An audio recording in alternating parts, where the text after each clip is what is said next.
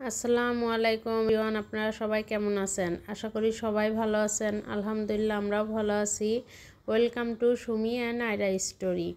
এখন মেয়েকে নিয়ে স্কুলের জন্য বের হলাম। তো আমি আজকে আপনাদের সাথে আমার পুরো দিনের ভিডিওটা শেয়ার করব। আশা করি আপনাদের সবার কাছে ভালো লাগবে।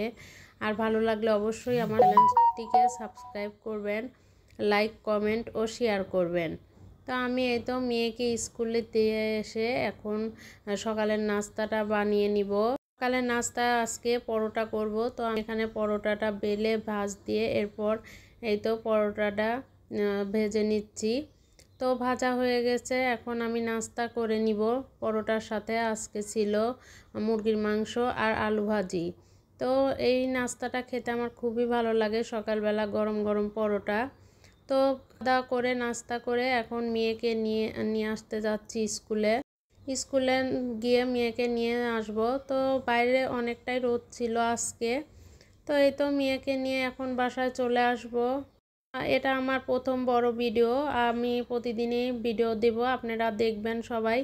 আর আমাকে সবাই সাপোর্ট করবেন এবং আমার চ্যানেলটিকে সাবস্ক্রাইব করে পাশে থাকবেন সবাই।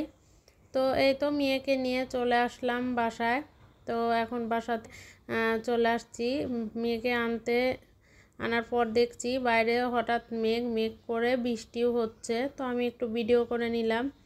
এরপর রান্নাঘরে চলে গেলাম দুপুরের রান্নার জন্য। আমি এখানে সব কিছু কুটে বেছে নিচ্ছি। আসলে রান্নার আগে এভাবে সব কিছু কুটে বেছে নিলে রান্নাটা অনেক সহজ হয়ে যায়। আমি এখানে সবজিগুলো কেটে নিচ্ছি। মাছ রান্না করব ঝিঙে দিয়ে। তো আমি এখানে ঝিঙে তরকারি কেটে নিয়েছি। এখানে করলা ভাজি করব, করলাটাও কেটে নিয়েছি। সাথে পেঁয়াজ মরিচ সব কিছু একদম রেডি করে নিয়েছি, আর সাথে মাছগুলো ভেজে নিয়েছি। এই তো এবার সব কিছু রেডি, এখন রান্নাটা বসাই দিব। হাতের কাছে এরকম সব কিছু থাকলে রান্না করতে আর কতক্ষণ লাগে। তো এই তো এখানে আমি পেঁয়াজ দিয়ে তারপর সব রকম মশলাটা কষিয়ে কিছু কাঁচামরিচ দিলাম। এবার মশলাটা ভালো মতো কষিয়ে রান্নাটা করব। আমি প্রতিদিন সারাদিনে কি করে থাকি সেই ভিডিওগুলোই আপনাদের সাথে শেয়ার করব।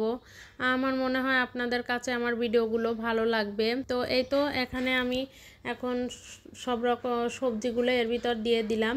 সবজিটা দিয়ে এখন ভালো মতো কষিয়ে রান্নাটা করে নিব। তো আমার কাছে না মাছ ভুনার থেকে সবজি দিয়ে রান্নাটা বেশি ভালো লাগে, মজা লাগে। এর কারণে আমি মাছ বেশিরভাগ সময় সবজি দিয়ে রান্না করি। আর ঝিঙে তরকারিটা কিন্তু অনেক নরম, ঝিঙে দিয়ে রান্না করলে খেতে অনেক মজা লাগে, একদম গলে যায় ঝিঙেটা। এজন্য আমার কাছে এই তরকারিটা খুবই মজা লাগে। আপনারা কে কে আমার মতো এরকম সবজি দিয়ে মাছ রান্না পছন্দ করেন অবশ্যই কমেন্ট করে জানাবেন। তো এখন এই তো পরিমাণ মতো পানি দিয়ে মাছটা দিয়ে দিলাম। তো মাছ দিয়ে এখন বেশ কিছুক্ষণ রান্নাটা করে নিব। তো জল ফুটে উঠছে, এরপর এর ভিতর আমি জিরা গুঁড়া দিয়ে দিব। তো এই তো জিরা গুঁড়াটা দিয়ে দিলাম। জিরা গুঁড়া দিলে আসলে রান্নার ঘ্রাণ স্বাদ সব কিছুই অনেক ভালো হয়, খেতে অনেক মজা হয়। তো এই তো মাছ রান্নাটা আমার হয়ে আসছে, আর অল্প কিছুক্ষণ রেখে নামিয়ে ফেলবো। তো এই তো মাছ রান্না শেষ। এরপর আমি আর একটা তরকারি রান্না করব, করলা ভাজি। তো করলাটাও তো আমি কেটে ধুয়ে নিয়েছি, এখন শুধু ভাজিটা করব।